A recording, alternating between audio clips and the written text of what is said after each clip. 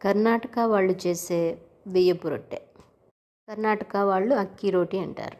దీనికోసం ఇప్పుడు నేను ఇక్కడ 2½ కప్స్ బియ్యపు పిండి బయట కొన్నదే, అలాగే సన్నగా తరిగిన ఉల్లిపాయలు 1 కప్పు, బాగా తురుముకున్న లేకపోతే సన్నగా కట్ చేసుకున్నా పర్వాలేదు 2 క్యారెట్స్, కట్ చేసుకున్న 4 పచ్చిమిరపకాయలు, అలాగే కొత్తిమీర అన్నీ కలుపుకోవాలి.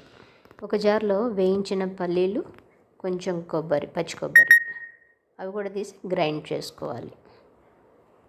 ఇప్పుడు మనం అన్నీ రెడీ చేసుకున్న పదార్థాలన్నీ బాగా బియ్యపు పిండిలో కలిసేటట్టుగా కలుపుకోవాలి.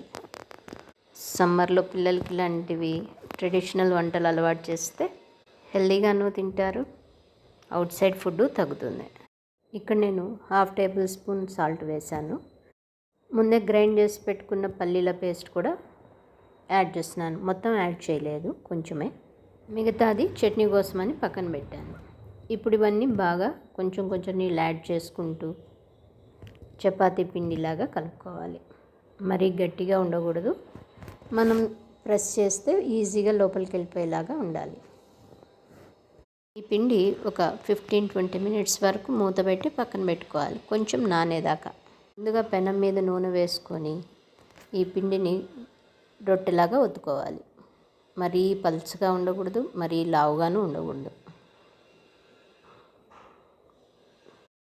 పైన కూడా కొంచెం నూనె వేసుకోవాలి. ఇప్పుడు స్టవ్ మీడియం ఫ్లేమ్లో పెట్టుకొని ఈ రొట్టెలు కాల్చుకోవాలి, లేదు అంటే బయట కాలినట్టు ఉంటుంది, లోపల పిండి ఉండిపోతుంది.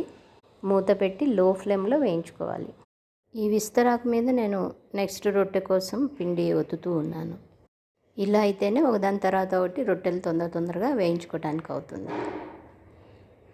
వీటి కోసం ప్లాస్టిక్ పేపర్స్ దొరుకుతాయి, కానీ వీలైనంత వరకు ప్లాస్టిక్ అవాయిడ్ చేయటం మంచిదని ఇలా విస్తరాకు మీద చేస్తూ ఉన్నాను.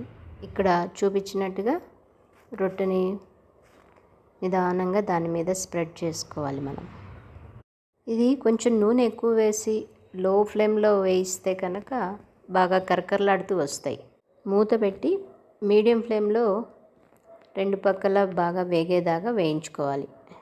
ఇది కొంచెం టైం తీసుకునే వంటలే, కానీ తినేటప్పుడు కూడా చాలా ఎంజాయ్ చేస్తారు. మెత్తగా తినాలనుకుంటే మెత్తగా, కరకరలాడాలంటే అలా ఎలా అయినా చేసుకోవచ్చు. దీనికి కాంబినేషన్ చింతకాయ పచ్చడి, పండుమిరపకాయల కారం, ఇలా అన్నీ బాగుంటాయి. ఈ ట్రెడిషనల్ వంటని తప్పకుండా ట్రై చేయండి.